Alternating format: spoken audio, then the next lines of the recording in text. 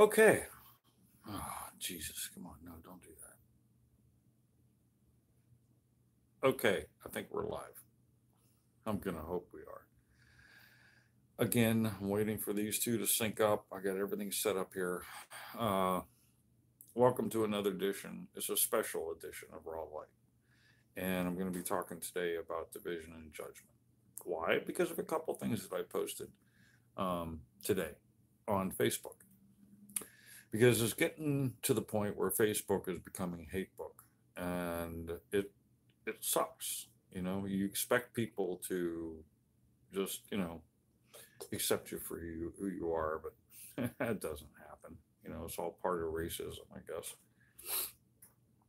So, in some instances, like I say, Facebook is becoming hate book. What are we going to do? So anyway, one thing that I posted was because today is the full moon, and we're going to be doing our regular edition of Raw Light tonight at 7:30. I'm going to have Serapis come on. We're going to talk about the full moon. But something I posted, let me read it real quick. Um, and it's on the John Ravenwolf Bailey page. And my business page is John Ravenwolf Psychic Holistic Healer. And the things that it says about the full moon is to choose your destiny, express your truth, challenging beliefs and old stories which relate to the division and judgment, but also self care, focusing on health, truth and revelation in relationships. That is all relationships, is the relationships you have with your friends, it has relationships in work, your romantic relationships, and so on and so forth. But also the awareness of judgment and being overcritical and working on details. Now, the reason for this video is because I always use personal experience and what I feel needs to be talked about. Because, in all honesty, I was hurt by this morning. It bothered me. I didn't think it would at first, but it kind of did. And I'll explain through this video what happened and why and all that. Now, and I'll get to that. But something that came up to me um, was a memory of a story that I read about Bob Marley. If you don't know who Bob Marley is, he is an old time. He's passed away, but he's an old time reggae performer and singer. Always positive. He's just such a loving soul. And it's like, oh yeah, he's high all the time. Well, can't really say that. Don't know the guy, but he always had a positive message. Things are going to be all right. It's like it was all good. But he went to do a very big performance one night, and before, I think the day before the concert or something, he literally got beat up. He got mugged, and one of the news people there had asked him, "Well, dude, like, why are you performing if you're hurting so bad and you're in bad shape?" And he says, "Because evil and hatred never take any time off. Neither will I." And that is really why I'm doing this Raw Light special, because negativity and stuff needs to be faced. I need to put out the positive message of love and hope. So I'm going to do that because, in all honesty,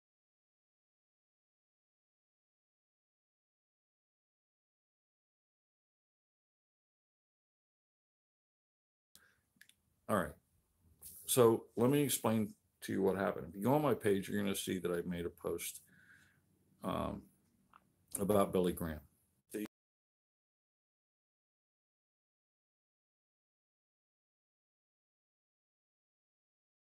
On the very top of it says, "Who will continue to spread the message of love? Will it be you? No matter how big or small, recognized locally or on a worldwide stage, we can all follow Billy Graham's example." And I'll tell you why in a little bit. The man lived to be 99 years old. He was a spiritual advisor to many presidents. He went out and never talked the fire and brimstone bullshit of religion. And he was constantly speaking about love and hope. One of the things was that he did was when I was 10 years old or whatever, I was living in South Carolina, and there was a movie, and it was free, and it was all a movie, full length movie about hope. He funded this completely by himself, of course, with donations and things. Um, but that really grabbed my attention when I was a kid, and I'll tell you why in a minute. But there's something there about him going out and do what he did because he needed to do it. He was called to do it, much like I'm called to do what I do. But because um, our president of the United States was giving them the eulogy or message or whatever about Billy Graham, if you watch the video, it's truly touching. I don't care what anybody thinks about the president. This is not about Trump, okay? And I'm going to tell you straight up, I don't support Trump or any politician. I don't support our government or guns. I think that there is a place for guns, but not to the excess that we have. I don't support our industrial military complex that I was in and a part of, that has brought so much pain to so many people and so many families. But that is a completely different discussion. As you grow older, you have the understanding that this whole thing about patriotism is a lie. It's a joke. We're not defending our country. We're the world police going out and terrorizing. It is an act of terrorism to everything that we do to people around the country. That is my personal opinion and my personal belief. So if you want to talk about that and you want to put me down about that shit, go right ahead. I don't care. I've been oppressed my entire life. This whole thing about the white privilege is bullshit because I've had white oppression my whole life in one way or another. So to divide and add that division in racism and saying that I have white privilege because I have white skin, I don't want to hear it. All right. We all have ancestral history. All right. So, anyway, the question that I asked was, did anybody read my message of love and hope? And who will take up that responsibility? It's a personal choice for each person, and Billy Graham did that. He, from a young age, he felt, and listen to the video, and I'm from North Carolina. I'm from the coast of North Carolina. So, I didn't even really connect with that when I was a kid. There's a lot of stuff you don't understand when you're small, 8, 9, 10 years old. But like I said, I'll get into that in a minute and why I have the respect for him. First of all, he lived to be 99 years old. He was a spiritual advisor to both Democrats and Republicans and everybody across the board. Yes, we don't like the idea of him talking against homosexuality and lesbianism and things like that. But regardless of what he was doing or saying, he felt it was right because of what his beliefs were. Those beliefs changed. Nobody asked him at the end of his life what he thought about it. I'm not one to judge anybody. I don't care what you do. I only care about my life and my perspective on people and how I can help them and accept them and love them for who they are, period. End of discussion. And I don't look at a whole person and then go back and start nitpicking about the little things that they don't like about that, what they did. I don't hold them up to that, to their past, because you don't know if they've changed their mind or not um, about certain subjects. So who the hell am I to judge? Judge ye, or, do not judge lest you be judged. I've tried to keep that as in the forefront of my thinking. Um, but why I'm upset about this the most is because instead of someone actually talking to me about the post, they just put up a one-word comment of discontent and unacceptance and unapproval, and then went right to a mutual friend that decided that, you know,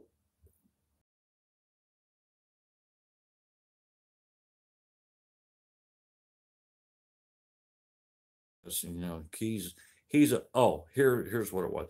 He's he's a Trump lover and a gun lover because the way they posted it was or said it was he posted about Trump and NRA. Obviously, you don't know me very well. I even talked about this Tuesday night on what my beliefs on were about guns were. I think that because of the Second Amendment, we should have them to defend ourselves. But if that's the case, why the fuck didn't you give them to the Indians so they could defend themselves against you when you overtook them? Since you actually came here to Turtle Island, this North American continent, from the get go. All right, enough of that. I digress because I get really mad and anyway. So my point was, if you can't respond to the positive and see me as a whole person on everything that I post on both of my pages and here on YouTube, because I'm here as well, then what I really need is you to don't go away mad, just go away. Because you're judging me on only one aspect that you think is a character flaw, and then all of a sudden you don't like me anymore. And you know what? I really don't care. Okay? Because I know overall I'm doing what's right and what my calling is. I stand on my truth and I do my very best not to offend people, but at the same time, I am who I am. What if I did like Trump? What if I did like guns and had an arsenal of AR-15s and, multi-mag 9mm Berettas in the house? So what? As long as these people aren't going out there shooting people and I'm not doing it, what the hell's the difference? Because it's the character and the mentality and the moral code of the people that make the difference. That's our world, but it keeps adding to these two words, division and judgment. And all of that just brings up more hate, more discontent, and more separation, and all the stupid shit. So, like I said, who's going to continue to spread the message of love and hope? If you don't like everything that Billy Graham ever did, that's fine. I get it. There's things that he said that I didn't appreciate or care for. But in all honesty, he helped a lot more people than he hurt. He really did. And when I'm talking about that, it's just like about this post and everything. Listen, words and judgment do hurt people. That's why they're divided. That's why they're offended. That's why you have to look at yourself and like, am I really saying or doing the right thing? And but when you respond to a post the way this woman did, and then called a friend of mine, and it's like, bitching and moaning about, oh, he's a Trump lover and he's a, part of the NRA and stuff like that.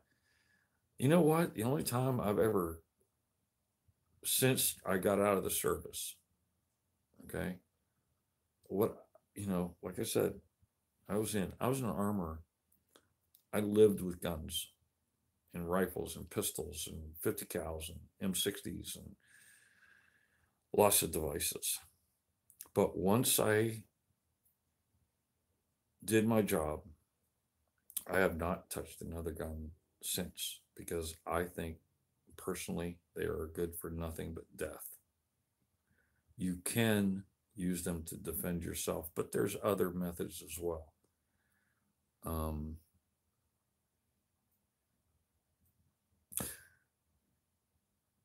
if you have any kind of a conscience, if you shoot someone, whether they die or not, you're never the same. It affects you and it hurts, and you have to live with that the rest of your life. I'll leave that there. Now, my personal story about Billy Graham is I'll probably leave a couple things out, but I just wanted everybody to know. The reason I posted it was in total due respect for Billy Graham. At the age of 9, maybe 10, but I'm pretty sure it was 9, By that time in my life, I had lost my Native American grandmother and my aunt. She was only 21 at a very important stage in my life. Right around the same time is when, and this all happened within a 2 year period. So, all around the same time, I lost my sister. We lost most of everything we had due to a fire. And my dad came back from Vietnam wounded with PTSD.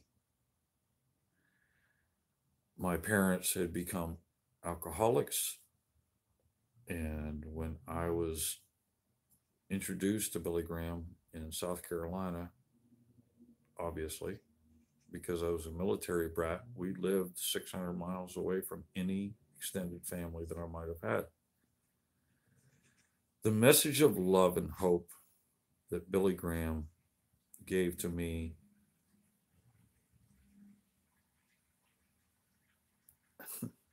is is what I needed. It was given at a time when I knew I was alone, even as a kid. Um, so anyway,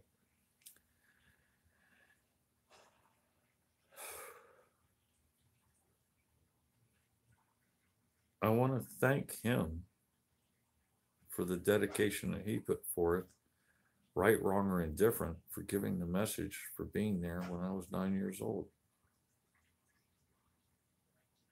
I had a tape that he had done, and it was about the Holy Spirit. He says the Holy Spirit is in you. And when I started, I had that tape for so many years. I'm surprised it didn't wear it out, but I lost it instead. But it talked about the power of who you are as a spiritual being within yourself. And you know what? That is what makes it so great, is that I've always held on to that. And I'm telling you, I put up a post not too long ago. There was times, in my life through depression and feeling alone and all that. I mean, I was like, I could have wasted myself on more times than one. Could have done it really easy in the army, really fucking easy. But there was always something inside of me. It was that spirit of creator to bring me where I'm at. And when you get my friends involved just because you don't like me or something that I post, or you judge me, and there's that division, it hurts me because I'm only here for the betterment of what I can give to people. Don't be so goddamn ugly towards other people. Be careful of what you say. Be careful of what you think and how you act towards other people. You don't know their story. You haven't walked in their shoes. You don't know the life that they've lived. You know what I mean? Why can we not communicate? Why cannot, here's the thing. Children before school age, unless they're taught something negative from their parents, they have unconditional love and acceptance. And they have no division. Yeah, they can be playing on the playground and they're pissed off. So, well, you're not going to be my friend anymore. And then 5 minutes later, they're hugging each other. Why the hell can't we do that as adults? Why are we so goddamn prideful? Why can't we say, you know what? You're you, I'm me, I love you. Honest to God. Jesus, you know? But sometimes there's this old saying, this old biker, actually, that's where I learned it from, bikers, was that, no one remembers anything that I do, which is good. But when I do wrong, no one forgets. And unfortunately, people do remember the past enough because that's what they remember you as. They don't look at you as for who you are now. But can't we just accept and respect the opinions of others and don't allow it to divide us? I mean, let's be grown-ups about this. Why is it so easily to be offended? Sorry. Why do we feel like we have to defend ourselves on every front? Shit, you know? But in all honesty, it's like I told my friend when I was messaging her, I'm not here to live up to your expectations and make you happy to feel accepted. This is my journey. Because when I first heard about this and went through it, I was like so pissed off. I wanted to come in here and just tear everybody apart. And then I started to think about it. It's like I said, Bob Marley, evil and hatred never take any time off, and neither will I. So, what's the best way that I can do is to come on here and spread the message of love and acceptance and advance forgiveness, because that's what life is all about. But I don't understand as to why, if there's only one thing that we don't like about a person, you know, and it just adds to the division. It's like, okay, I don't like them anymore. Why? Because of one thing you just don't agree on? Who cares? Do you really want everybody to be the same? I don't. I like the diversity. I like that there are, God knows how many different kinds of cars and trucks. I love that there's so many different types of music. I love that there's so many different kinds of arts, so many different ways of expression and creativity. If it was only one way, look how limited you would be. And because of your thinking, you are only limiting yourself. That's fine. You do what you want to do. But I'm not going to limit myself that way, because that's what it all means. That's what judgment and division means. You're limiting your true experience for a great life, a life worth living, that's fulfilling. So, if that's the way you want to live, that's your deal. And like I said, I've had enough opposition in my life. And, you want to throw your shit at me or whatever, that's fine. But don't mix my friends up in your bullshit, and your hatred and your drama. Don't do that. 'Cause I'll call you out on it. Oh, and by the way, the person that did that, they're no longer a friend on Facebook, because they don't deserve to follow me and listen to my message if they think that, they have an opinion about me on my political beliefs and gun ownership beliefs. I've already explained that. So, like I said, don't go away mad, just go away. I will not tolerate that.